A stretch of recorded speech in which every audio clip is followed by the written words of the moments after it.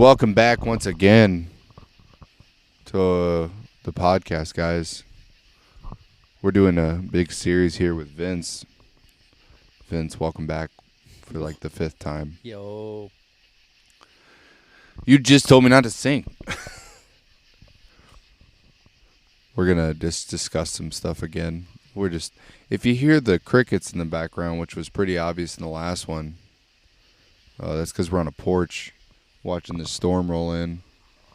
So, deal with it. Vince, how's it going? Good, how are you doing? Don't worry about that. We're going to jump in. Our first topic for the night was President Biden issued a recall for IRR soldiers.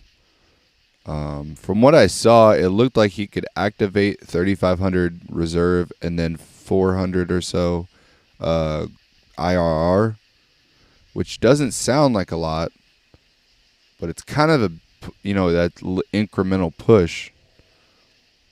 You being, you're not in IRR right now or anything, but what do you think about that? So what's his did he have a reasoning for it? Operation Atlantic Resolve. Operation Atlantic Resolve. Do you know what that is? No, I don't. That would be Poland and Germany, all that stuff, supporting Ukraine. So, okay. Wow. I need to look into this. So, Operation Atlantic Resolve.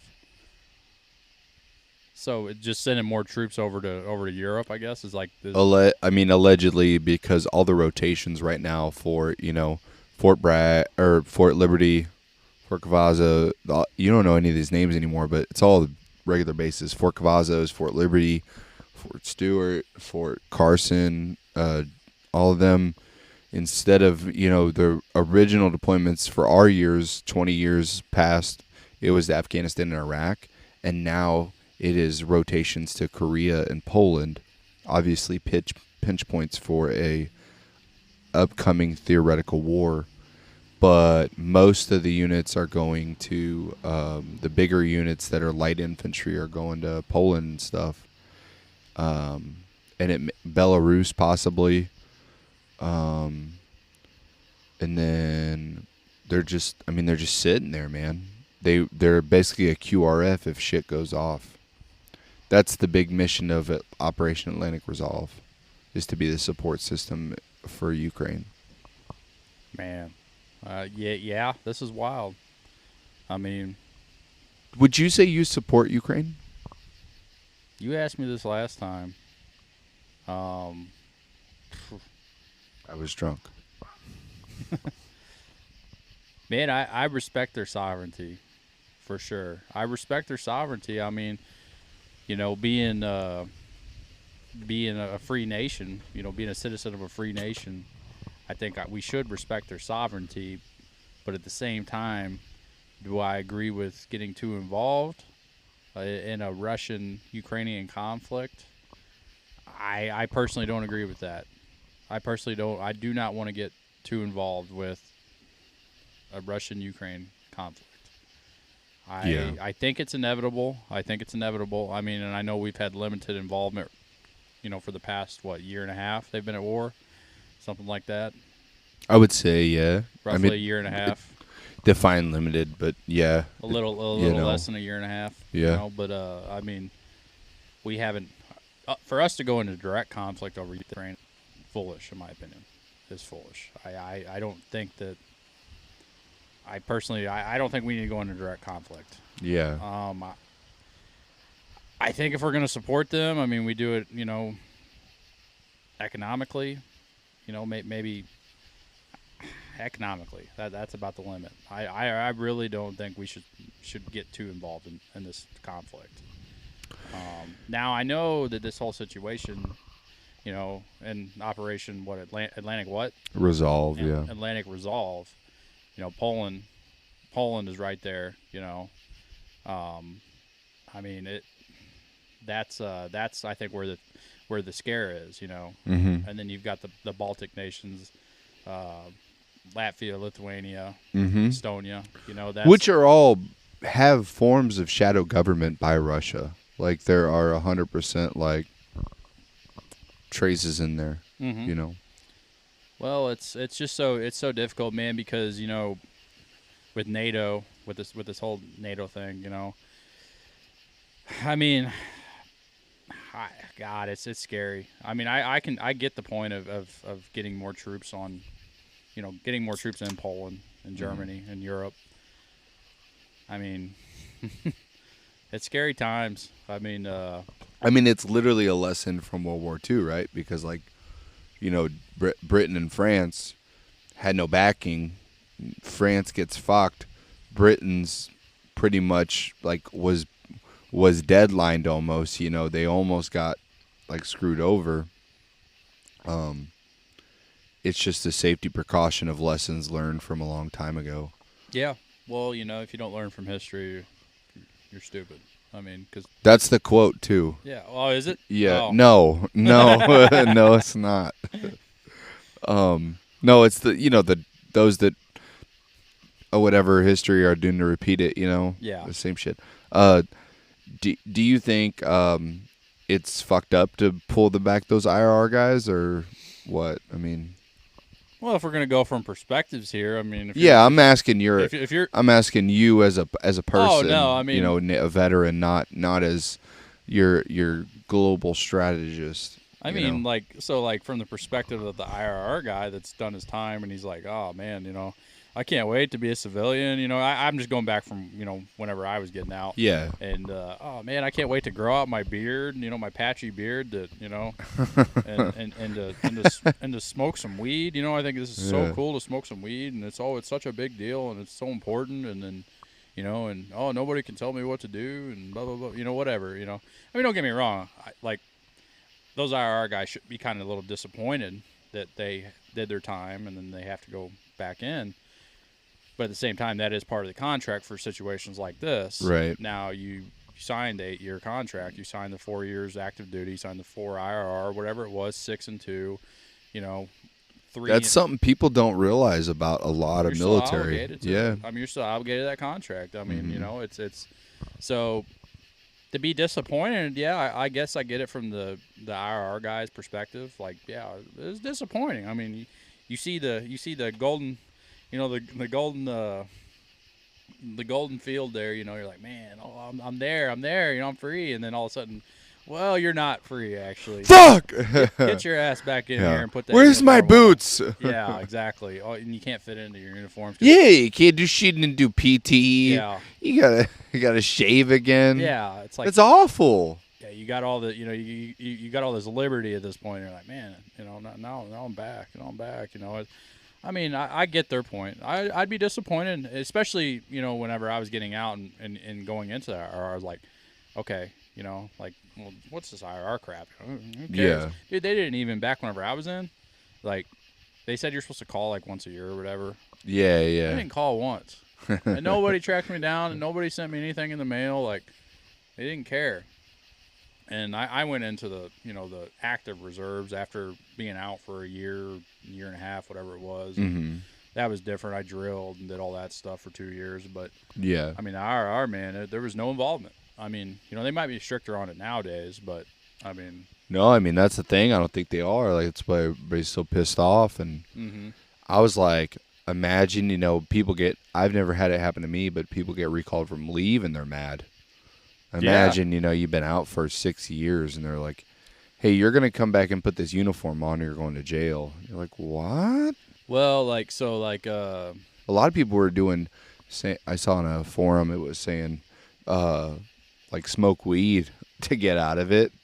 But then they're like, well, just give waivers. Like, and I was like, that's fucking crazy that people would, but I mean, they have a life built, you know? Oh yeah. Well, it's a whole different deal, man. I mean, you see, looking at social media and stuff, I stay connected to some of my friends, like, some of my old, military friends and everything else. Yeah. In the Navy, we called them shipmates. Oh, okay. But we would joke. Battle buddies, yeah. We call each other shitmates. But, I mean, I see the lives they're living now, and like these guys, it's like doing, it's like doing a 180. I mean, it's like it's not even the same person. You don't even see the same person anymore. Now, mind you, some of these guys though, they've been out for 6-7 years, whatever, and I mean, so their life is completely different. A lot happens in that time. Yeah. But I mean, they don't, they're bearded and they're, they got 4 kids, 5 kids. Right. They they're completely different people, man. Completely different people than what they were then, And I mean, to turn that all back on, I mean, now mind you, the IRR contracts are only like 4 years, So Yeah. I mean, you can change a lot in 4 years, but it's not super devastating either. Like you can turn that switch You could back do on. it. Yeah. You could do it. Oh yeah. It's a bitch. Yeah. But you could do it. You can turn that switch back on. I mean, for sure. I mean, it's not. That's the shit part, man. That's like a lot of military stuff. It's just like you don't want to do it, but like you did sign a contract and it was voluntary. So Yeah. it's like I get it. You can either bitch and moan, or you can just be like, well, this is how it is, and then keep trucking along. Find humor in misery. That was kind of. Oh yeah, dude. That was something that was important. What's called gallows humor. Yeah. You just, bro. I still remember the day I had to clean up shit off a floor. Someone shit in front of a toilet on the floor, and I never they told us we'd get a 3-day weekend, and I went in there to clean it up, and I never understood how someone would take a shit on the floor in front of a toilet, man. Like literally from me to you. Like that less than that, the shit was on the floor, and we had to clean it all up and stuff. And I never got that 3-day awesome. either. I never got 3-day, man. But like you're like what? How the fuck does that even work? And you're so you're so astonished. You're just gonna laugh because it's so crazy. Well, the funny thing about that is the guy that took that shit is actually me. It was you. And It was you, you son of a bitch. I did it to fuck with you. Yeah. In JBLM while you were stationed in fucking Japan. You Hey, flew man. there. I'm gonna get this bastard. Have you ever seen David Blaine? Yeah. Exactly. That's some David Blaine shit. Yeah. Don't doubt the process. David Blaine's whack, dude. David Fuck Blaine's street fucking- magic. Fuck street magic. I don't want to watch you do this stuff. You ever listen to him on Joe Rogan? Dude talks about like he puts a fucking ice pick through his hand. It's fucking badass. He's like, it's not even magic at that point. It's just pain tolerance. Yeah, dude. You see, how long can he hold his breath underwater? I forgot how long. I don't fucking know. No, he did. He legit. Psycho. He legitly did it though. It's just so much, dude. That's not even magic. But he like passes out and shit. He like passes out. Right. He did the thing where he did remember he jumped, or he took balloons up, Mm-hmm. and he was like gonna jump, and then he like passed out, but like he had to wake himself. It was weird, man. He can like wake himself up. Like it's crazy. Yeah. Some David, Who was that other guy? Chris Angel, Chris Angel. that emo guy that would Yeah. do it like Chris Angel, mind freak. a mind freak. Yeah. He came to MSU when I was there. Made an elephant disappear. Man, that's who I'm thinking of is Chris Angel. I'm not thinking of David Blaine. I'm thinking of Chris Angel. Chris Angel's the one that could hold his breath underwater for a long time. Chris Angel sucks too. Oh, Fuck Chris that, Angel's dude. badass. No, he's not. He looks like he's saying for Good Charlotte. That's who he looks like. Maybe he did. He's fucking- Chris fucking Angel. It's annoying, dude.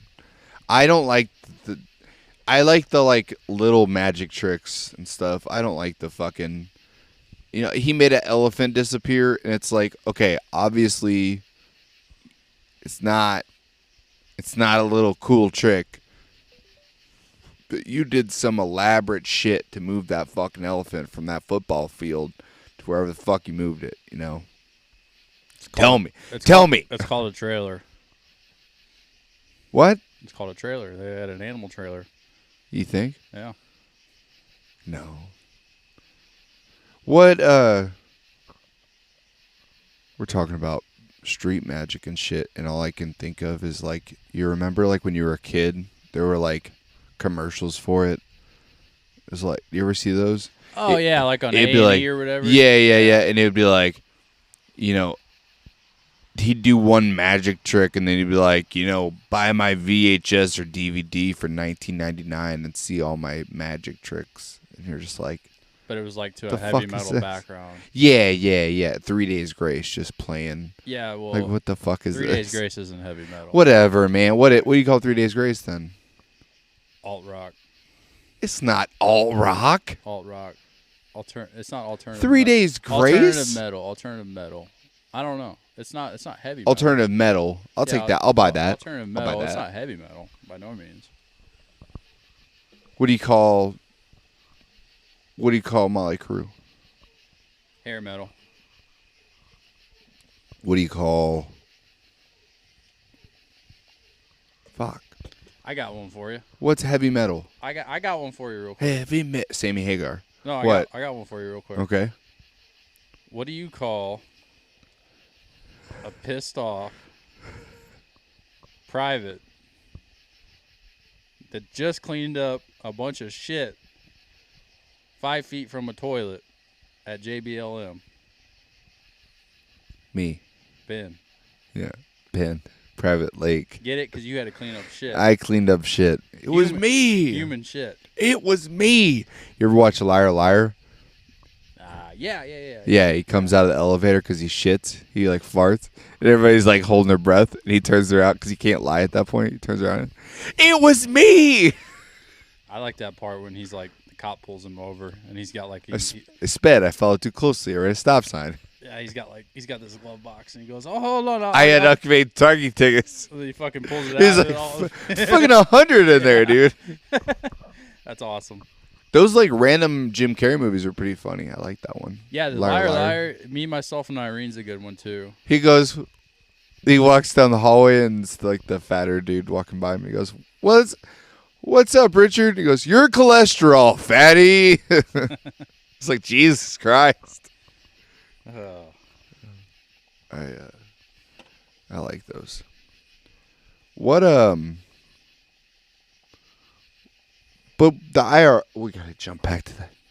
The IRR dudes, would you like, if you got recalled right now? I know you can't, but like if you did, would you just go back like no problem? Or Yeah.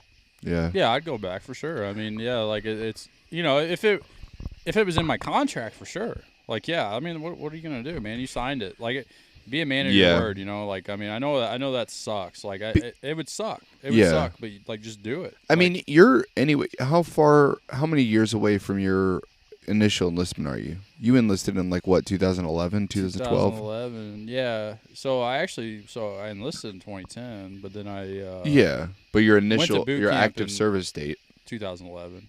So right. It's almost been 12 years. Yeah, it was 12 years ago. Right. So like, you're not even in that mode anymore.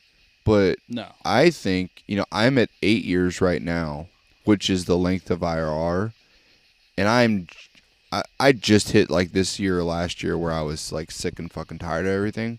But like before that, even if I got out, you could probably switch flip the light pretty quick, I guess. Yeah, man. Like, you'd be mad, but you could do it. You could do it. You could totally do it. I mean, and you just have to look at the positives of it. I mean, and I bet some of them people, they probably want it. They probably do. They just won't admit it to themselves. They're like, oh man, it's. Yeah. But one thing about it is a great reset. Like, if you are not where you want to be in life, or or things are just not.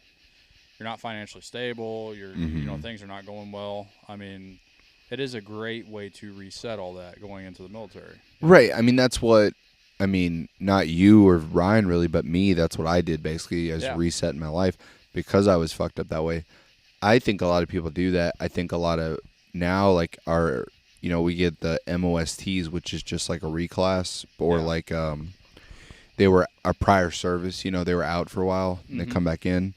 A lot of those guys, they just found, civilian life ain't for me, which is no knock on them. Yeah, dude. But, well, hey, that was me going into the reserves. Yeah. I mean, and I thought that, and back then, you had to go, back in the Navy at least, you had to go into the reserves first. You couldn't just go straight back to active duty. You had to go back into if you're prior service, they called us Prize R. Yeah. If you're Prize R, you had to go do active reserves first. And then you could work your way. You could do all the paperwork and all. There was a lot of hoops to jump through too. Yeah. It was kind of a bitch. Like, you couldn't be in major debt or anything else. Like, there's a lot of things you had to do. and then you can go back to active duty. But there wasn't a huge demand back then. You know, that was 20. I got out in 2019. You know, when I was trying to go back, I think it was like 2018, 2017. You know, so there was a lot of hoops to jump through back then, and now it seems like you could probably go right back in. I mean, yeah, I mean, in Army, it's really quick. They're back in within a month, man. Let's take a break real quick. I just got to text my kids up real quick. Got to help them out. And then we'll jump back in, okay? which one, Charlotte? Just Bo.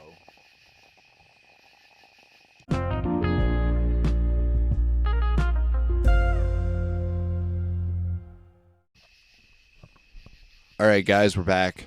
We just took a little break. Me and Vince talked about a bunch of shit. Movies and stuff and old friends. Made me think of something, though. At the beginning, we were talking about David Goggins and stuff. I wanted to ask you, Vince, what do you think, like, your top motivators have been in your life? Like, the people, like, that motivate you? Who do you think, like, top 3 are? As cringy as it sounds, like you know, back whenever I was a teenager, when I first started working out and started getting into fitness and stuff and sports and everything else. You know, my dad was really big into like those 80s cringe 80s movies, you know. Yeah. And it had badass movies, you mean? Yeah, the badass Hell movies, yeah. like Johnny Lawrence style movies, you know. Yeah. And like Johnny Lawrence. and it was definitely Rocky 4. Just like the montage, the training montage. Oh yeah. You know. Genuine used to play that before we left. Yeah. Oh, that's some badass shit. Yeah, I dude. mean, that was kind of shit that really. Yeah, that got me. People do it now for like they do it on TikTok and Really? like get praised for it. Yeah, You got TikTok? I don't have a TikTok. I probably need to get one.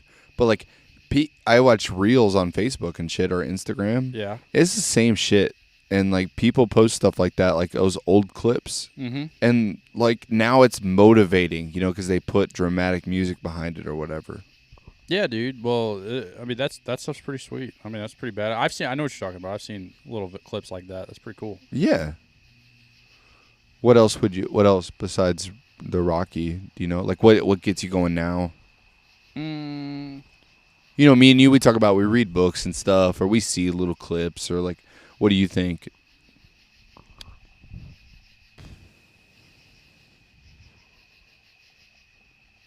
Now what gets me going is probably just beating time, you know, more or less. Like, I know I'm not old, but I always say this: I'm not old, but I'm not young. You know, I'm 30, but I don't want to be that guy at 40 or 50 that's got the hunched shoulders, that's just got the beer belly and hunched shoulders. Nothing wrong, nothing against those people. I mean, everybody has their own walk of life. Everybody has their own thing, but it's just personally not what I want. I don't want that for myself, and I think that's kind of how I place it. It's more of a marathon now than it is a sprint. You know, it's more. I'm just trying to take care of myself, and so that's how I motivate myself is be proactive each day. Get your the step counter deal, whatever. Yeah, like whatever. Yeah. I mean, hey. Yeah, if that's your thing, get it done. I mean, that's not my thing, really per se, but it's just moving. You know. No, but you're talking about that you don't have a step counter necessarily, but when your body is good for the day. Like you're like, okay, I got enough in today. Yeah, man. I mean, it's just, and then something else that motivates me is like jiu-jitsu for sure. Like, how can I be? How can I physically be better for jiu-jitsu? Like when I work out, at least not jiu-jitsu. Jiu-jitsu is a workout, but when I work out outside of jiu-jitsu, it's how can I be, how can this be more functional for jiu-jitsu? Yeah. How can this help me in my performance with jiu-jitsu? How can I survive longer? How can I go without being out of breath after a few rounds? That's my thing. I don't want to be worn out. I don't want to be as worn out. I want to be able to perform. Yeah, you're trying to do better at your hobby by investing in it with other hobbies. Like, I don't know if you call them hobbies or what. Like, they're just disciplines, whatever you want to call them. They're just essential to life now. Mm-hmm. I mean, it's just a habit. Yeah. It's a habit now.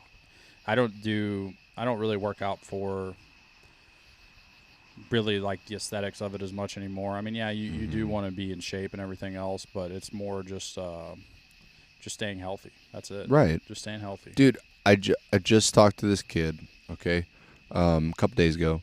He came to me and said, I'm struggling with my life a bit. He's in AIT, right? Mm-hmm. And you remember when you went through basic and AIT, it's not hard, but it's mentally your mind's not all there, and you have a lot of questions about life. And this kid's only like 18, 19, And I was like, what's going on? He said, I just feel like I'm not performing to my maximum potential. And I don't know if, I can look at myself every day and say that I'm doing good. And I look at this kid. We're in the 7th week of training, right? Mm-hmm. This dude got a 560 on his BT test, which is solid out of 600. So it's very good. Mm-hmm. Has never been counseled. Passes all his tests, no problem. Very good soldier. Solid. And it blows my mind, because I'm like, I told him, I go, dude, I list all this stuff off. I go, does it sound like you're struggling? And he's like, no, but in my mind it is. And I'm like, well, dude, you got to ask. I learned this from a psychology book, The Four Agreements. One of the agreements with your life is that you ask yourself every day, did I do my best? And if you did your best, nothing matters. No one can say shit to you because you already did what you are capable of. Fuck people that are like, well, you're not performing well enough. Motherfucker, if I'm performing to the best of my capabilities right now, I am performing my best, and you don't know shit. Can I do better? Yeah, but that's what I'm working on at that point, So it is so hard, man, to get people motivated nowadays, because especially like we all talked about, me and you talked about with these damn phones, all you see is the best of the best in people. Mm-hmm. You don't see people fucking struggling every day. Mostly 99% of people do. Like, everybody wakes up every now and then and is like, fuck, I don't want to do this, or, oh, I don't want to go to the gym, I don't want to go run, I don't want to take this test or whatever. But, like, people get through it. You know why? 'Cause it's like the resiliency is more important than the resiliency is more important than the output sometimes. Yeah, man. I mean, I don't know. Nobody's life is perfect, and I personally think that if you, like you said, if you give it your best every day, you're gonna be fine. I mean, I don't know. We get caught up too much, especially with social media, especially with our phones. Just living in this virtual reality. Yeah, and it's going to be even worse. It's going to be more so as time progresses. I mean, we're gonna be living in the what's that deal they're creating now? I forgot what it's called. Oh, you talking about the metaverse? Metaverse. Yeah, metaverse. And I mean, we're so caught up in what everybody else is doing and comparing ourselves to others that it's like we're not looking inside ourselves, and we're saying, right. I'm at least I did my best. All we see is, like you said, the best of everybody. We don't see the struggle it took to get there. We don't see the pain and suffering. We don't see any of that. Nobody wants to show that face. Nobody wants to show that face because it's a comparison game. It's everybody's comparing themselves to everyone else. Absolutely. And I hate it. Well, I think the biggest thing, and I think you, at your stage in life right now, with having a wife and kids, you probably don't really give a shit. I mean, there may be other things like maybe comparisons of like what other families have or something. I don't know. I'm not in your shoes. I don't know. I know as a 30-year-old single man, I really don't give a shit. I mean, I really don't. I really don't give a shit. I mean, because the thing is like we talked about last time. I only have to answer to myself. Right. And at the end of the day, if I'm not happy with myself, that's all that matters. I have to be happy with myself. I have to be happy with the output that I put out. Mm-hmm. And if I'm not happy with that, then yeah, I need to make some changes. But I cannot compare myself to somebody else, or else that's just going to Right. be a life of unhappiness. I think I have a balance of that, like, or not a balance, a fucking unhealthy balance of that, because there's some days where I'm like, you know what, I'm crushing it, man. Like, I'm doing really well for my age. Like, I'm doing this shit. And there's other days where I'm like, I don't think I did that good today, or I'm not. Like, it's same. This kid told me, like, I have those thoughts. It's just they're minimized now. But I have random days where I'm like, I'm not putting out enough, or I need to get my shit together. And then there's those real bad days where I compare myself to others, like you said, and it's awesome. I can't, with my kids and stuff. I always want, and even if you don't have kids, but I already know you have this mentality of like, my kids, I want better for them ever than I ever had. Yeah. Like, that's all the goal is. That's literally all I care about. Mm-hmm. And I told somebody the other day, I don't care if I'm starving. I don't care if I'm broke. I don't give a fuck if I'm hurt. But, like, I want my kids to succeed and have a great life better than I did. That's not to say I had a terrible life. That's just my goal as a parent and a father. That's my thing. And it's very hard because those days, while they're very few, they drag you down hard. Like, they yank your fucking leg. And you're like, Jesus Christ. Like, and then you got to, at this point in my life, I've learned tactics to get myself out of that rhythm. But it's hard, man. And at 18 to 21-year-old, even really, I'd say up to 25, 26, people experience stuff, but a majority don't learn the skills to combat that or stay in a positive headspace. Oh yeah. And that's what really fucks up a lot of people. Yeah. That's a crazy time, man. 18 to 25. That's just a rush. I mean, it's just a rush. It can be some of the best years of your life. It can be some of the hardest years of your life. Yeah. Well, because if you have no direction, that's the biggest thing. You have to have a purpose. You have to have direction.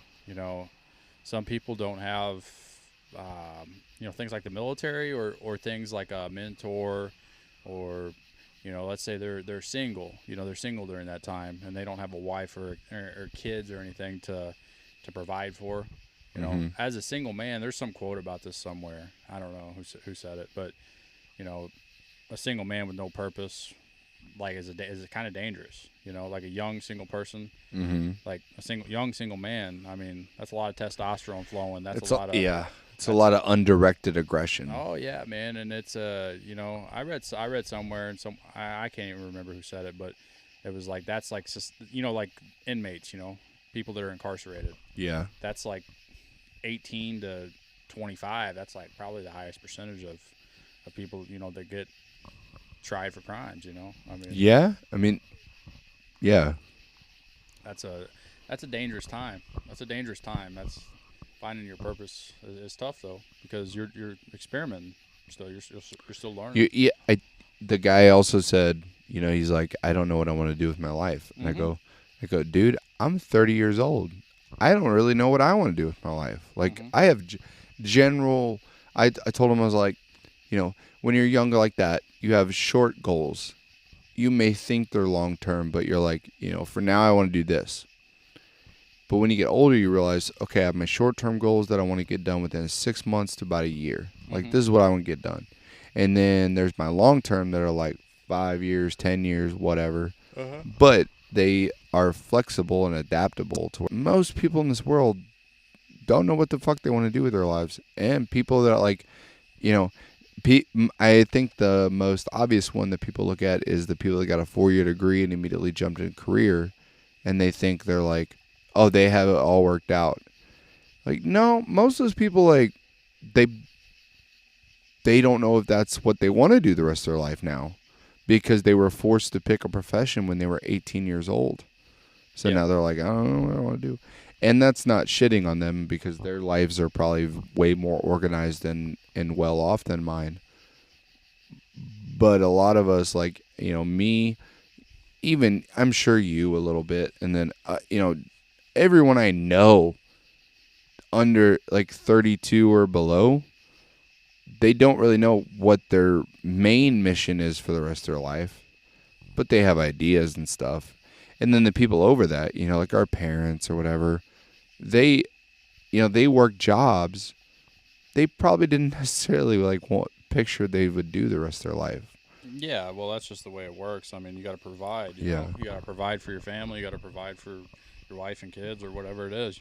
Yeah. I mean, but you develop other ideals. Yeah. Like I want to get this done instead. Or I Yeah. want my kids to do this instead, Mhm. and you work at that. oh, life is ever changing. Like you adapt to your circumstances. You adapt to your environment. You adapt to what you think you're capable of. There's so many things. Your environment is crucial. I mean, it's crucial. Yeah. I mean, what you put yourself in, and sometimes it's really hard to get out of a certain environment. It really is. Like you get locked down. You get in a lot of debt, or you have kids, or you have a family. I mean, It's the worst, man. well, the second part's not. Well, yeah, I know, but I I'm- mean, those issues that you're talking about that pop up, like a lot of them are like a halt. It's goals you may not like. It's like I gotta pay this off by this, and Mhm. you're like, I don't want to fucking do that, but Mhm. newsflash, you gotta. Yeah, you gotta. You have to adapt. I mean, that's one of our strengths as human beings is the ability to adapt to our environment. Yeah. And something that people, especially people that are 18 to 25 or any age, it doesn't even matter, any age, whatever environment you're in, if you're around, let's say you're around a bunch of drug addicts, or if you're around a bunch of you know, go-getters, or Mm-hmm. a bunch of toxic people, whatever your environment is, you are going to be a product of that environment, no matter how independent you are, no matter how strong of a leader you are, no matter what. If you were in that Yeah, environment, I'll give you that. Yeah, I think that. it's contagious. That there it is the truth. Now you can make changes to this environment. You can make changes, and maybe you can as a strong leader, you may be able to change this environment. But if an environment is toxic, you are going to have toxic qualities. Yeah, dude, me and you both. You stayed there. I was born there, but imagine if me and you both grew up in St. Louis. Completely different people. That's not to say good or bad. It's just different people. If I stayed in St. Louis, and me and my dad talked about this, Yeah. if I would have any longer, a couple years even, just a couple more years, I left there when I was almost 12. Yeah. I'd be dead or I'd be in prison, Yeah. 100%. Because I was already starting to get that foundation of being kind of, a little punk. And, Yeah, a little fucker, yeah. And it wasn't just St. Louis, though. That's the thing. It was the environment in St. Louis. There was the area, yeah, it was bad or whatever else, but it was just the people that I was surrounded by. Yeah. There was no structure, and that's important. I mean, you cannot grow. What's the word? Crops can't grow if there's no good soil. Right. Crops can't grow if there's no good soil. Yeah. And then sometimes you need fertilizer. You need positive reinforcement. Steve Harvey said, if you're surrounded by 3 millionaires, you're gonna be the 4th millionaire if you keep staying there. Absolutely. And then if motherfucker, I could swallowed a bug. But if you're you're surrounded by 3 idiots, you're gonna be the 4th idiot at a certain point. Absolutely. I like that. That's common sense shit. If you stay around people for a while, that's what you turn into. Mm-hmm. I think something that's important too is resolve. I think as a human being, if you have a strong resolve and you stay committed to yourself and your goals, your personal goals, you can achieve them. But you have to. You cannot falter whenever the going gets tough. You cannot just say, no, this is too hard. Like, you may move, an inch, you may move a mile, but it's important to keep moving forward.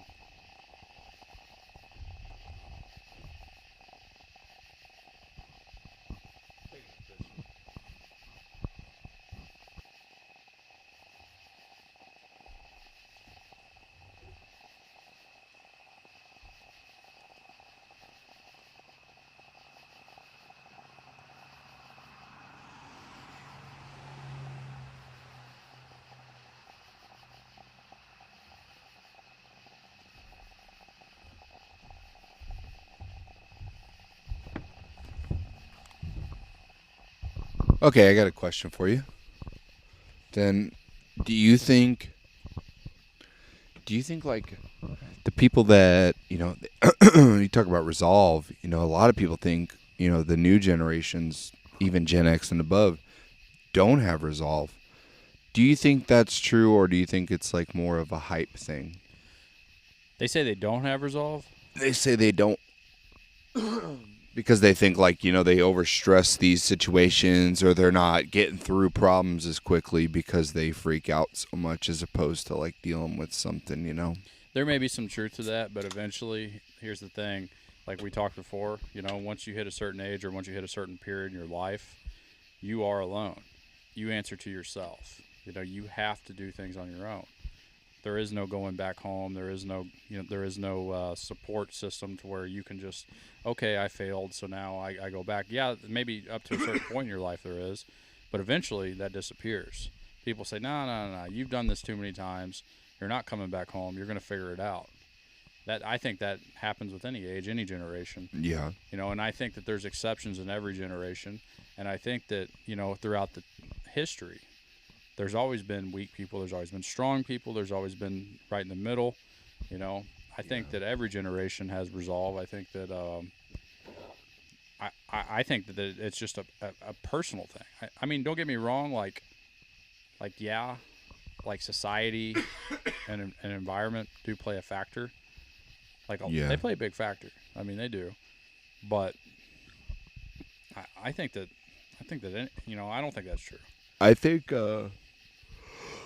oh shit sandwich. I think war plays a big heavy factor into it, only because, not like me being a military guy, I think even civilians, when there was tragedy happening around people and everything, everyone was just like, well, these issues aren't that bad anymore. And then as time progresses, and there's not as many those worldwide issues, people are like, well, this is an issue in our place where really it's not as big an issue.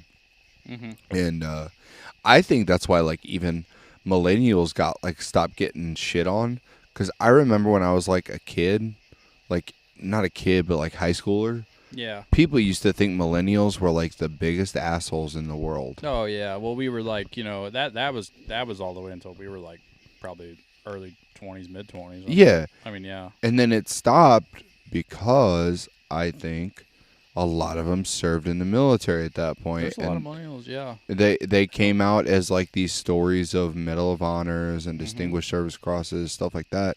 And like everybody's like, oh, I guess they are doing something out there. Yeah. And then now all the famous people from like their 20, like basically like 27 to like, 40. 42 Yeah. that's the majority of famous people right now. Mm-hmm. And, they're not going to get shit on as much. So I think it's all perspective. Like, we shit on, what are they called now? Gen Z? Gen Z. And then, my kids are going to be something They have completely different. They have another generation. I forgot what it's called. Oh, they have something else? What, Let me Google it. Here, I'll Google it. The baby tumors? Like what? What's after something Gen Z? ridiculous.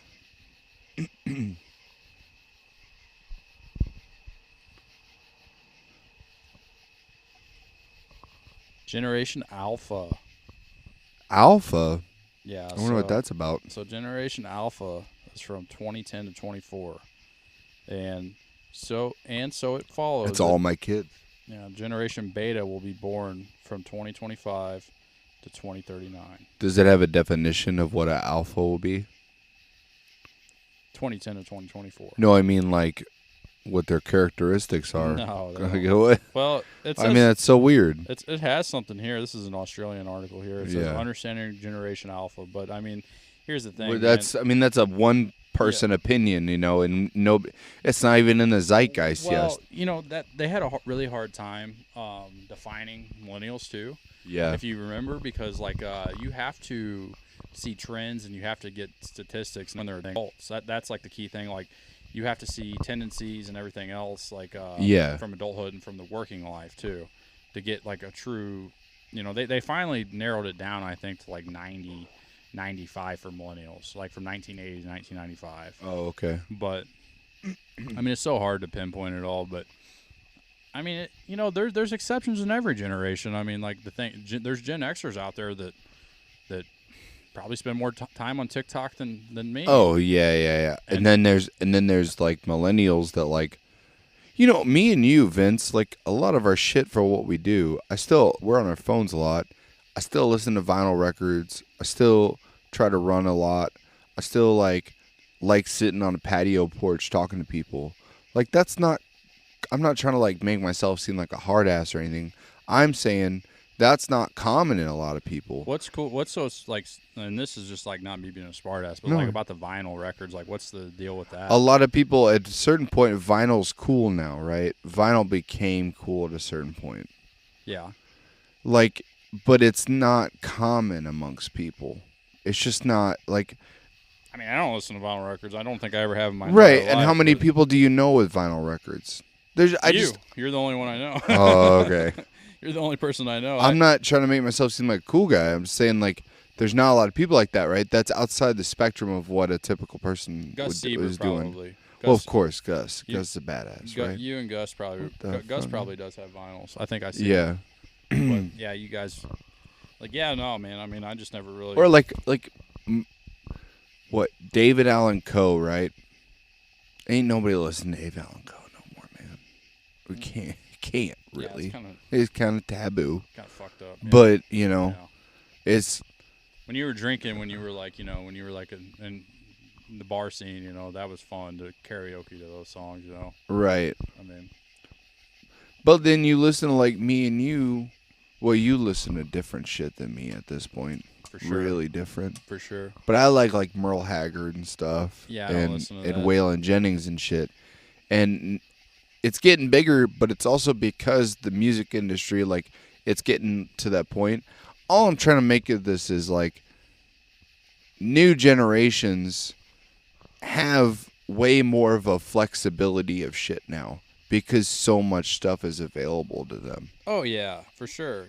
Your dad's generation, every guy from Vienna that was around your dad's time frame, like 90% of them are pretty much like your dad. Yeah. Same as my dad, from North County. Mm-hmm.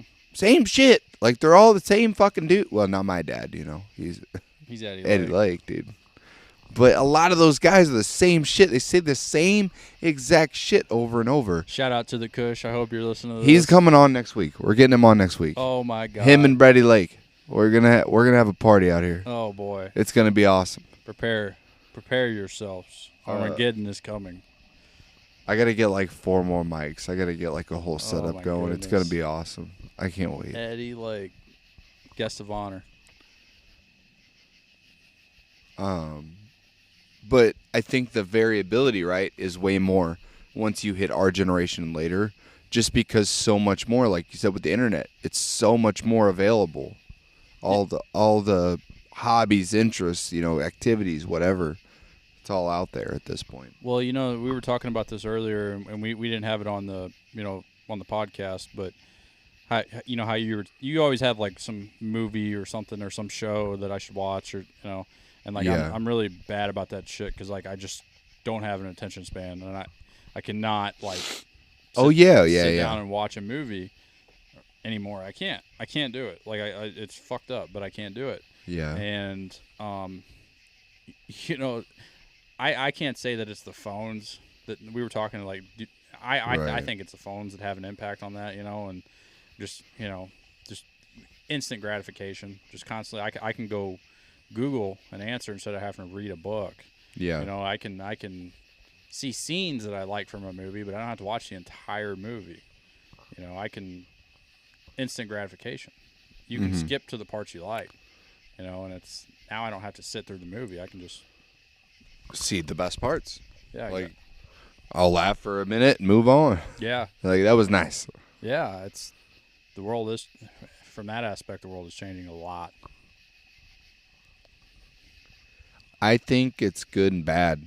Like TikTok's like, yeah, it sucks that everybody's attention span is going to shit. But man, are there some funny little clips out there. Like little 1-minute clips of shit. And you die from it, and you like quote it all the time and stuff. Really?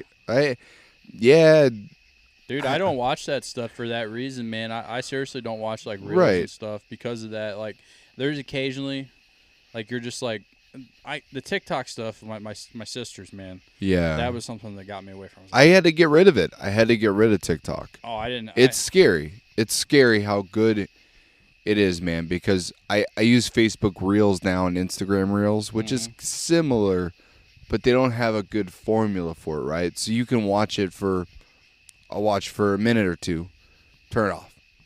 Yeah. But fucking TikTok, dude, the stuff you like, it caters pinpoint to what you think is so cool. So like, it would go, lifting, history facts, like all the shit you love, right? You think of all the stuff you like love in life. Mm-hmm. It somehow figures it out and just starts sending you shit. And I've done it on CQ. I sat there with no time to just time to kill. Mm-hmm. And you realize like an hour or two has passed and you're like, what the fuck? I didn't even get anything accomplished at this point. Yeah. No, that's why I can see my sisters, man. Like how they can be on that thing for hours. Yeah. Just scrolling through TikToks, and I don't know. I did download the app, but at first I didn't like it very much. I don't know why. Maybe it's because I didn't have the right algorithm, like you said. Yeah. You probably have to like search stuff and do stuff like that. You do gotta at the beginning. You gotta kind of either search stuff or connect it to your Facebook and whatever. I'm glad I never got. That's good. Yeah, too it's into hard it. to get off of, man. I hope. What? Social media is the most toxic thing that has happened to society. I agree. Special guest, my wife, Danielle. You got rid of everything pretty much, right? For a while, like a year or two. She got rid of like Facebook, all that shit, and like it. You said like, what would you say it helped with?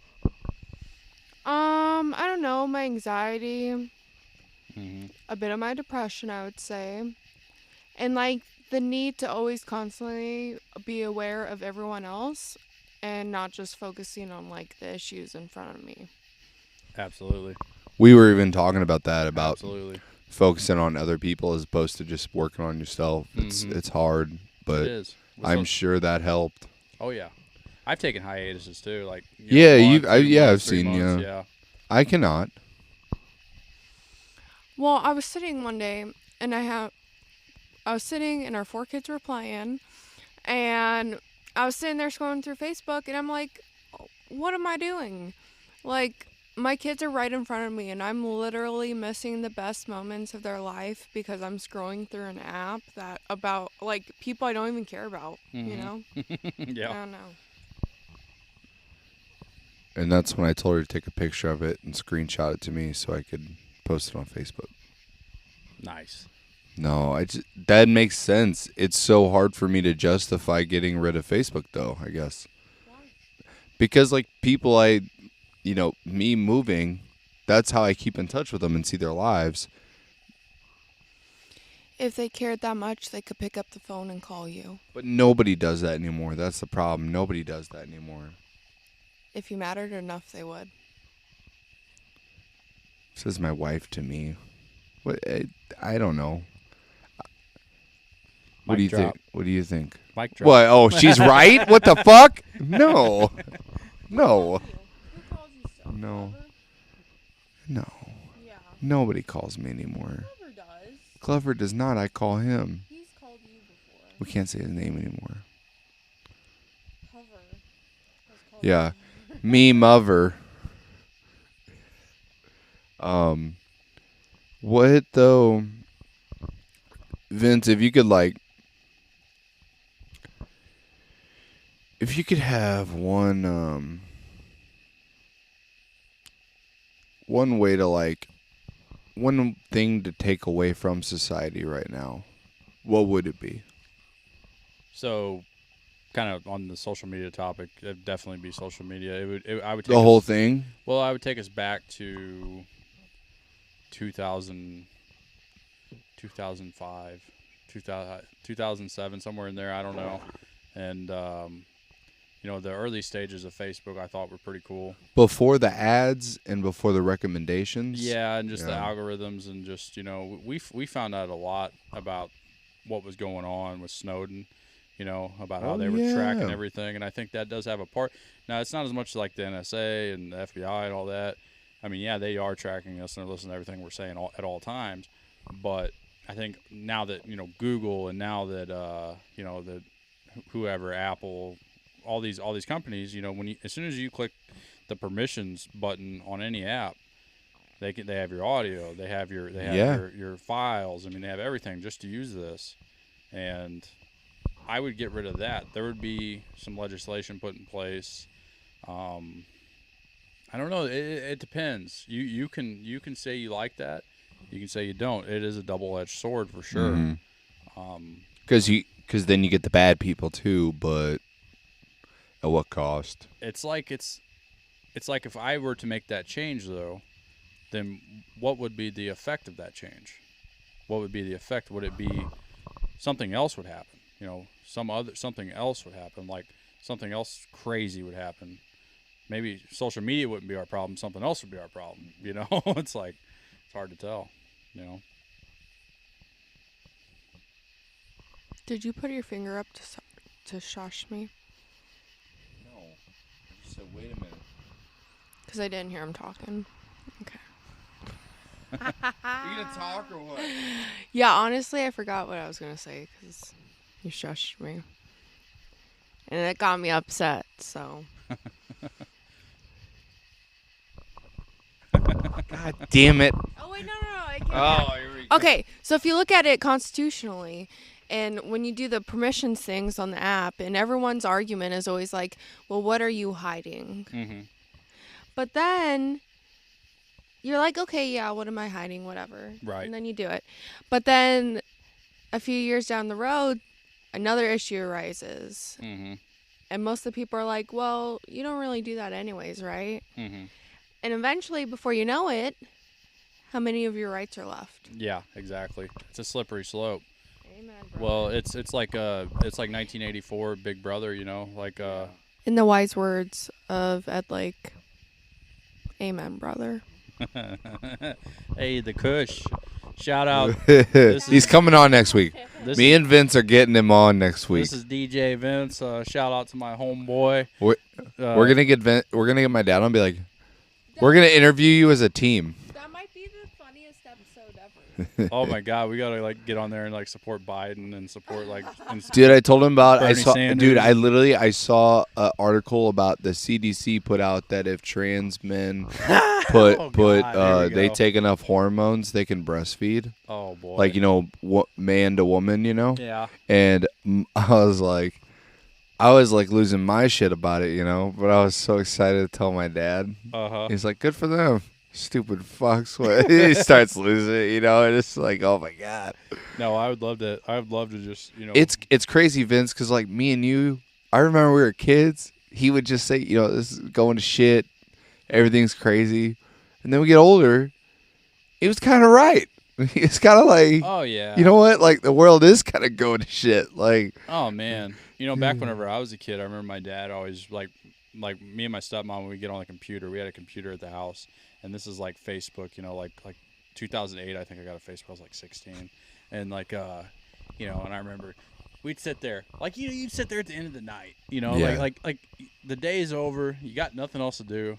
8 o'clock to 9 o'clock at night, the internet's slow. You're just going to get on there and mess around on Facebook for a little bit. And he'd be like, oh, those stupid computers, He's like, yeah, bitching about it and shit. Talking about stupid fucking computer. Talking to your friends online, your fake friends online. Like, was that, they're even real people? And just the concept was completely foreign, dude. Yeah. Just the stupidest thing in the world. And now I laugh because he's got a smartphone now. And he's got Facebook. And he loves it. Dude, he's got the best rhymes on there. Roses are red, violets are blue.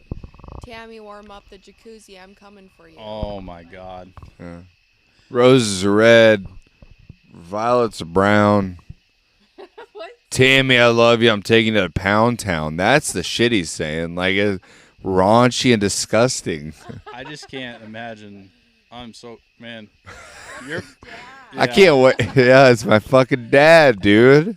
I cannot imagine. Man, dude. Yeah. No. Just imagine when he's here at this table. I'm gonna read. So Eddie, No, I'll say Eddie the whole interview. I'm gonna say I'm gonna pull out a paper. Eddie.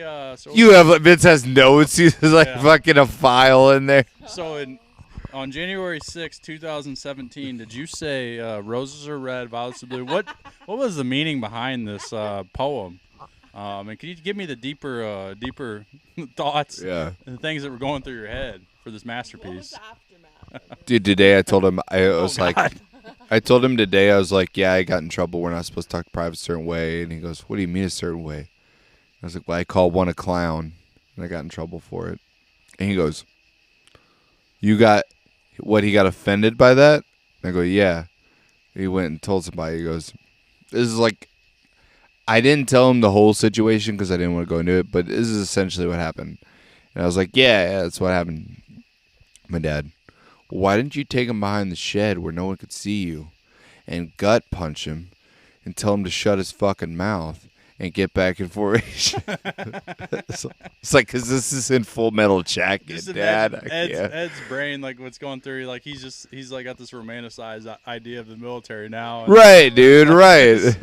He was talking to me the other day, and he was like, I bet Ben's up for a promotion, right? And I'm like, no, they already did the numbers this year. Like, there's just too many people right now.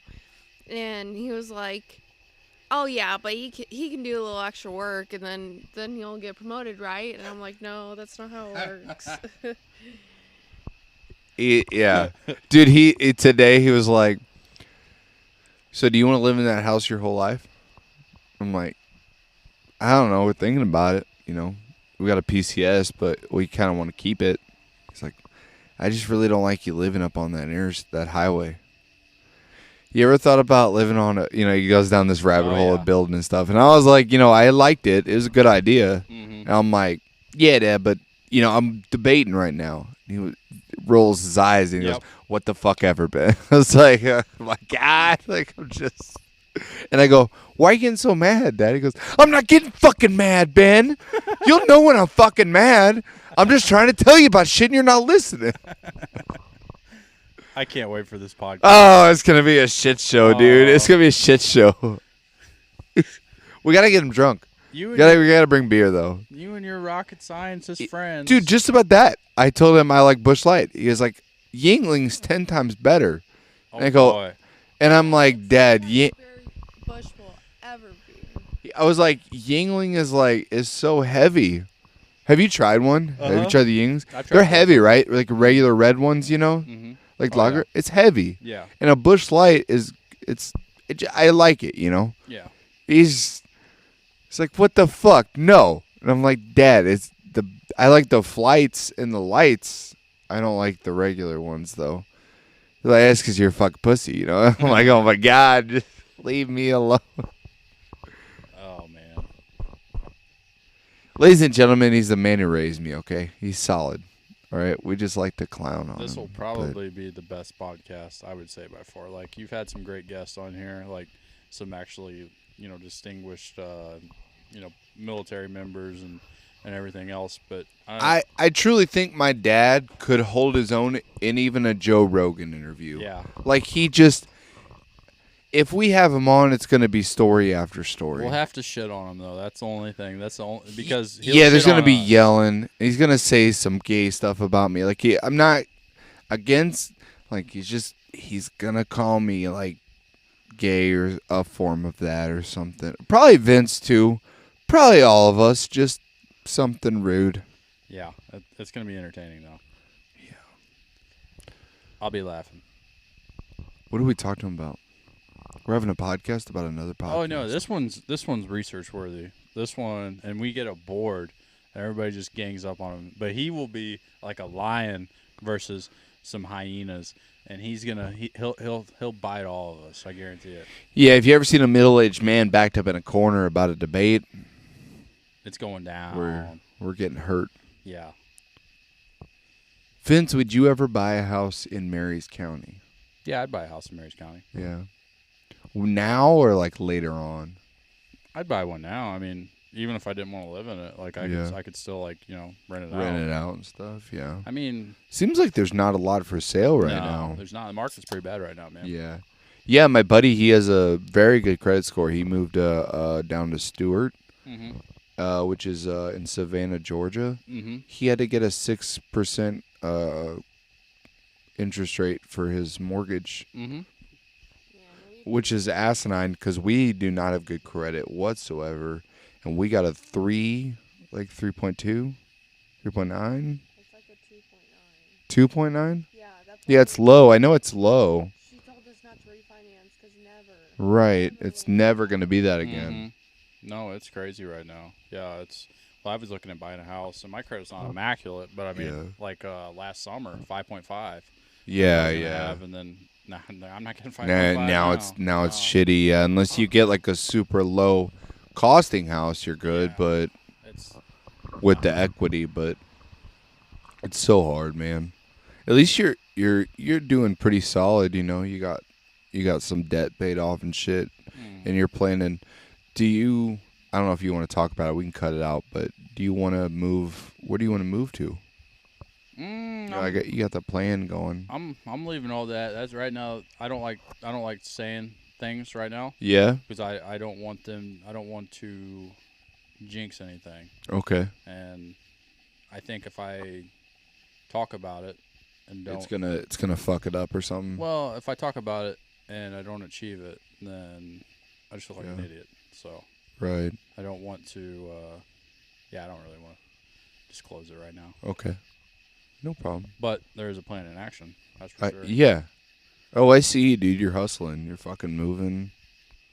For those that don't know, I don't know if I went over it with Vince. He works at a dog food plant. Like, he fucking puts in hours every night for, 10-hour shifts? We do 12s. 12s? 12/20s, yeah. He does those, right? And then he also does roofing on the weekends when he's off. Not even when he's off, just in his off time. And then he also does baling hay, which are all three just extremely strenuous jobs. So baling hay's not. It's not? Or you just what were you doing? What part were you doing? We don't do square bales. Oh, you're doing the round bales? Yeah. Oh. Yeah. So it's just riding the tractor. And then my job at That's why you were on the tractor? Yeah. Oh, okay. And then my job at Diamonds, not very. It's not strenuous. It's just the hours are long. But I mean, yeah. I'm no superhero, but I just. Oh, you're a superhero. I'm just trying to save money. That's all.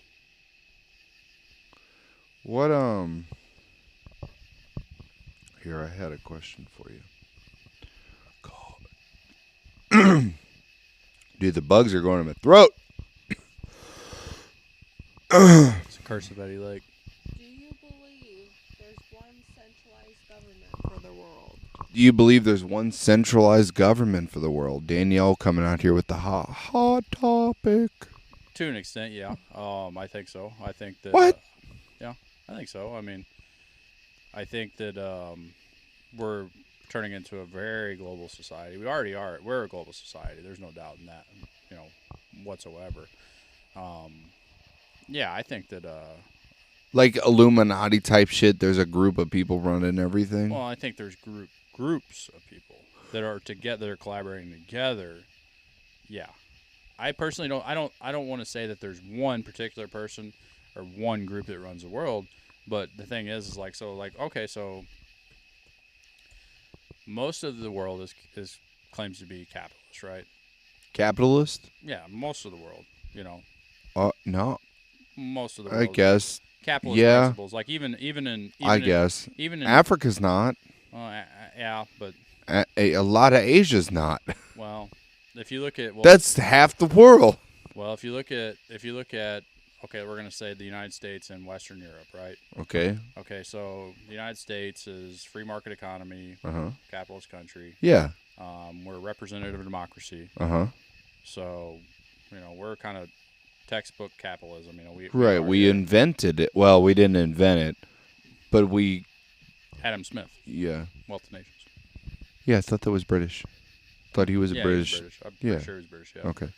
But then like Western Europe, they have free market principles. I mean, for sure. Most of the world has free market principles. China even has free market Yeah, principles. principles.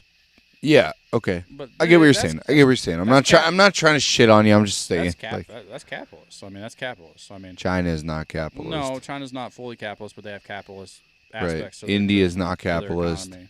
India has capitalist aspects to their economy. Aspects, but they're not full It- capitalist. Well, and like you look at Europe, And then most Middle Eastern countries are nowhere near capitalism.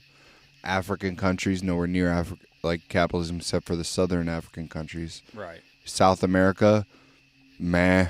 I don't even know what the fuck they are. They have free market. I mean, it's free market economies, but they're mostly ran by shadow governments or fucking the drug cartels. Right, but Except for like South America, I think like those are pretty solid, like Paraguay and shit. but Anyway, sorry. all I'm getting at is like most of the world has free market economies. To at least limited free market economies. Okay. Money controls everything. So like if you look at let's say Russia, for example. Let's say Russia. They have like the oligarchies, right? And Do they still have those running Yeah, oh, everything? yeah, they I do. never know. I don't get what an oligarchy is. So like okay, so think of a monarch or like a monopoly's a better one. A monopoly, right? Okay. A monopoly like Yeah. if- Like Vanderbilts and Well, Roosevelts and they were and more all so. that. So that's a good point. They were an oligopoly. They ran that. There was a group of people that ran everything. Yeah. Okay, Russia has that with the oligarchy. There's a group of people that runs everything. Okay. Now So they're basically it's like the U.S. was from like the 1880s to the 1920s. There were like 5 families that you knew ran the entire like thing. That's until the basically how Sherman- that's running. until the Sherman Antitrust Act. Yeah. Oh yeah, that's Yeah. what fucked it all up. Yeah, but See, he gets it. But all I'm saying is that money is very powerful. Money is very powerful. Yeah. And even in China, money is very powerful, even though they're a communist nation. Money runs the world. Money runs the world. Small groups of people run the world. Corporations run the world. And they're all in cahoots together. They all are. I mean, But do you think like do you think there's like 10 or 20 heads calling the shots? I think so. I do. I think Why is it so far-fetched? I don't think it's far-fetched. I think it's that it's so hard to imagine there's this small group of people running everything in the world. So think about campaigns. Campaigns are funded with what? The Clinton Foundation. Money. Oh, same. Yeah, same. So they want to put a person in power that that will pass their agenda. Right. That works alongside their agenda. So they sift in money. They you scratch my back, I'll scratch yours. That's how the world works. That is how the world works. Money controls everything. What do we do to fix this then? What do we do to fix it? Money's such a joke though, because it's only given the power that you give it. Mm-hmm. Yeah, exactly. Right, before what? The fucking 1800. Well, before this, no, 7. Inconvertible money Incon- fiat Yeah, system. it's current issues. It's nine- current issues definition. Vince remembers it. 19. Damn it! What was it? 19. I It can't w- remember. But fucking money came around in like the 1500s, right? I mean, maybe even earlier. Oh no, maybe money's even been earlier. around since But it's a full system for the world, oh, for not the necessarily. world. Well, I mean, yeah. 1700s, I'd Everyone's say. had it. I mean, ever since I mean, really, it'd be 1600s or 1500s when Columbus sailed the ocean blue in 1492, right? Then he comes over here. He learns all these people do different types of shit, right? They do bartering systems. They do trading. They start bringing in the money system. Really, it's the 1500s that caters that in. you're talking about And it fucked everything up. you're talking about basically the first Colonization. the first signs of a global economy. Yes. I got you. Yes. Yeah, where I mean, the first signs of global economy are the triangular called that? trade. The Silk Route. Silk Road. Silk Road, probably the most like Yeah, that's the Silk Road. I mean, and a lot of people don't go over. They had the Silk Sea as well, where they were trading in boats, but it would just take for fucking ever. But they would go from Africa, around to India and Australia, and get all that shit going. Even in South China, trading all that stuff. But I just, it's hard for me to imagine there's that many shot callers figuring this out when like the world seems so fucking chaotic. Like every day, not every day anymore. I think when we were like, from 2018 to 2020, it was pretty chaotic. Now it's probably weekly, I guess, bi-weekly. There's a lot of crazy shit going on. I don't know. It's hard for me to, I'll tell you this much, I'm in the Army now. Allegedly, I'm saying this allegedly, it's extremely hard for me to trust any government organization, though. Yeah. Because it just always seems like they have outlying intent. Mm-hmm. Oh, yeah.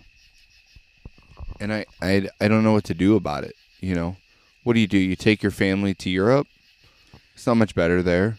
You take them to South America where there's no laws? Well, now you got to fend for yourself and figure it out. Like, what the fuck do you do? So, okay, here's an analogy, right? I guess an analogy. When we went to war with Afghanistan, right? Like, yes. We were not really.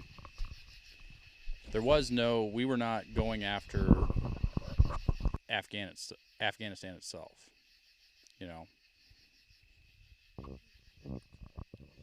I'm listening. Oh, we were not really going against Afghanistan itself. We were. No, we were going against the Al Qaeda. Right. Well, an organization. An organization of terrorists. Right. And, sure. And I think it was an ideology that we were attacking. Yes, 100% at the beginning there, because we saved the people. We saved their people as well. We were going after an ideology, terrorism, global war on terrorism. Yeah. I think this is kind of the same thing. I think we cannot just globally. Yeah, we cannot have a coup d'état. We cannot take out one person and solve the world's problems. We cannot take out 5 people and solve the world's problems. That makes sense. It's not going to happen. I mean, it's an ideology. It's changing as a nation, as a planet. I mean, really, it's a mindset thing. And how are we going to change that when we're living comfortably? We're not. I mean, it's going to take something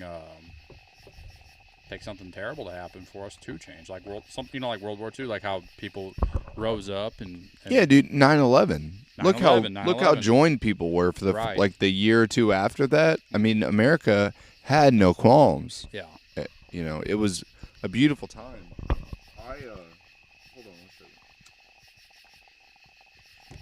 second. Dude, I remember. This will be something we asked my dad about too. He made decals right then. And right when 9/11 happened, he was making all those piss on bin Laden, United we stand, divided we fall. Like, that was a crazy fucking time. I remember back when we were kids, and what year was this? 2010, 2011? When was bin Laden killed? Was it 2010? 2010 or 2011, I can't remember. We were at your house, and Fox News was on TV, and your dad was there. Yeah, my dad lost his shit, right? I remember. It's crazy that I was We there. all were like, fuck yeah. Everybody was like, hell yeah. But it was crazy that I was at your house at that time. Yeah. With Eddie Lake. Something as crazy as that happening. Yeah. And like, oh my God, but I remember that. He's patriotic, man. Okay.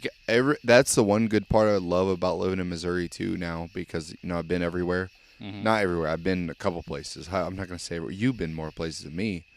But, this world, there's very seldom patriotic people anymore.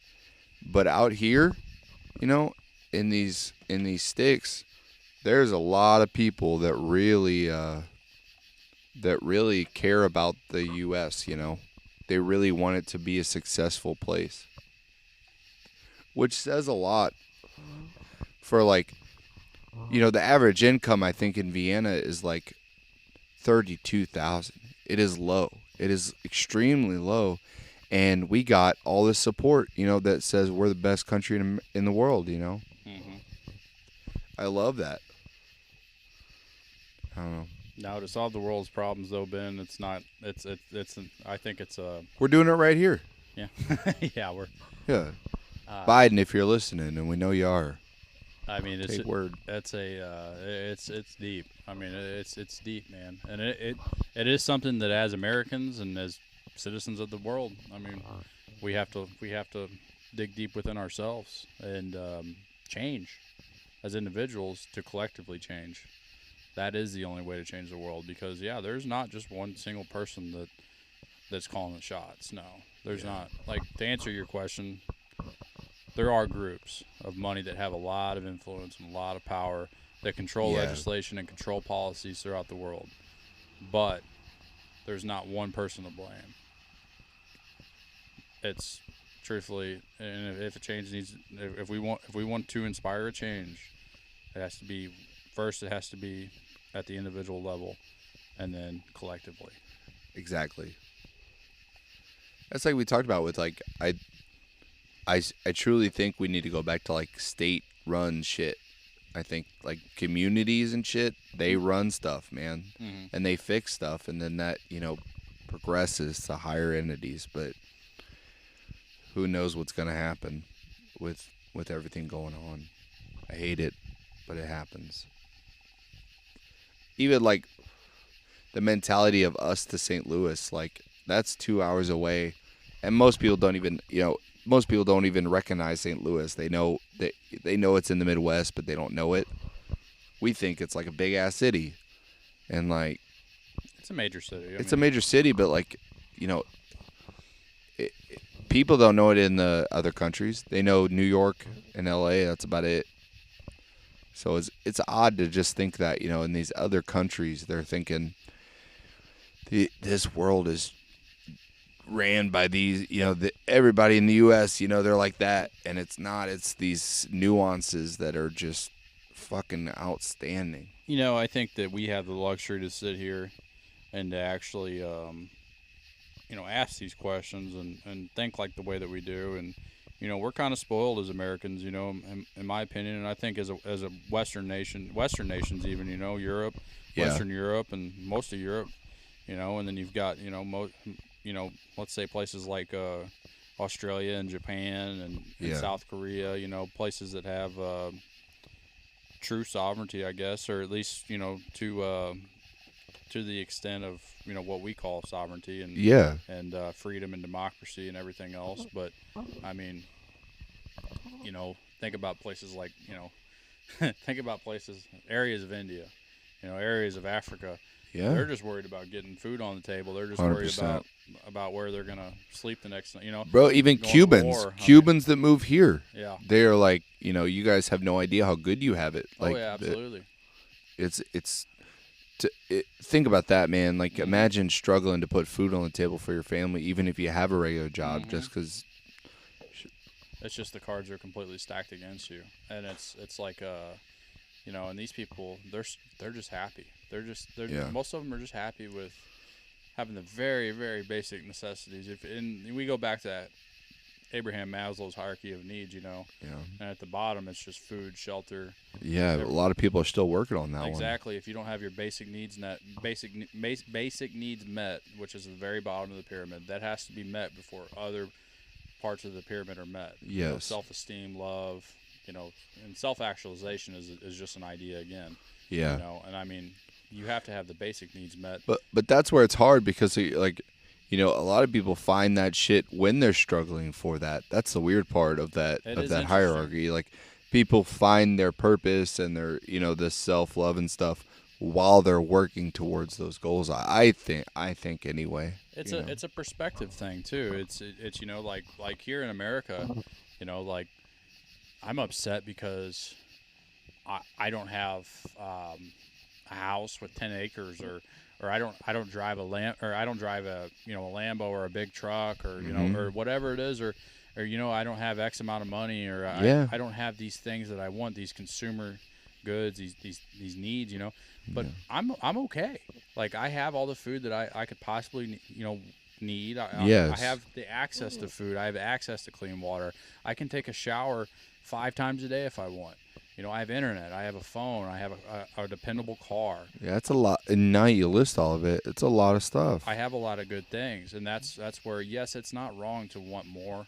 It is not wrong to want more. It is human nature, and it's fine. It's great. It's great to want more, but looking at these other nations and these poor nations and these poor people and not even just in other nations. Look at places like St. Louis and Detroit and these. I mean, in our own country, we have people that are living well under the poverty line. Yeah. And I mean they're worried about their safety. I mean, can they walk outside past a certain time of night? And can they provide can they have their next meal? I mean, there's kids out there that are hungry. It's like. It's just a perspective thing, man. It's like, damn, you think in your head, like, why was I chosen to be born in this situation? Because like I'm lucky. Why was I born in America? Well, yeah, Like, it's literally luck of the draw. yeah. Like, I'm here, and there was some other guy just born, like, in the past fucking probably 20 minutes, born in the middle of Afghanistan. And his family doesn't know how they're going to feed him because she can't produce breast milk or something because they're not getting fed enough. Malnourished, yeah. And it's fucked. So I mean, that's a problem that I personally can't solve. I can't fix. But I do recognize it, and I can't pretend that I understand it because I've never lived it. But I guess you can have empathy, and just each day you can be grateful for waking up and just. I think that's a big problem in the U.S. right now is that the empathy is not there. Of, there's so much other shit going on that you want to think we're just a shithole, and there are so many factors here that make it better.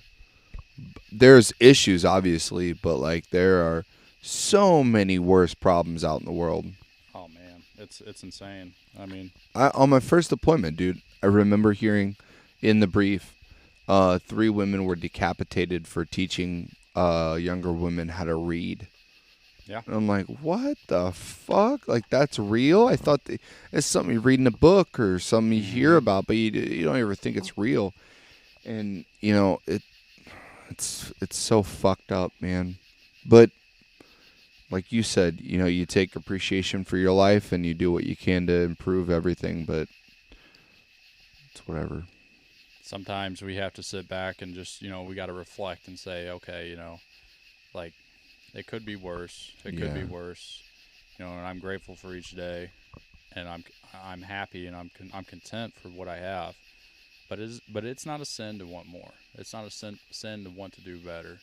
And and in this country, I think like for everyone out there, if you can help the world, do your best to help the world.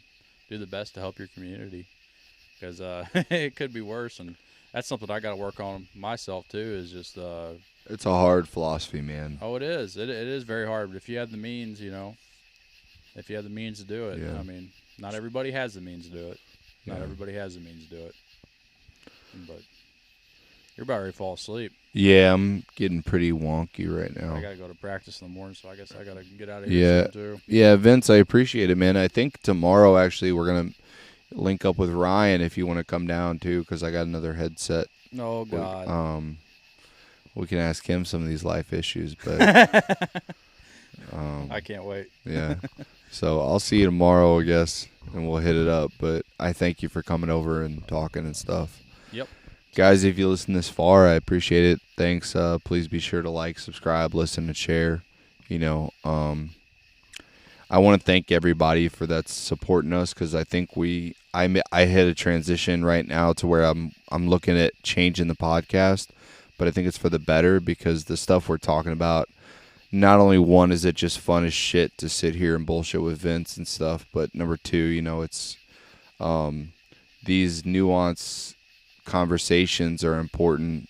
I think they get other people thinking too, so I really appreciate everybody listening.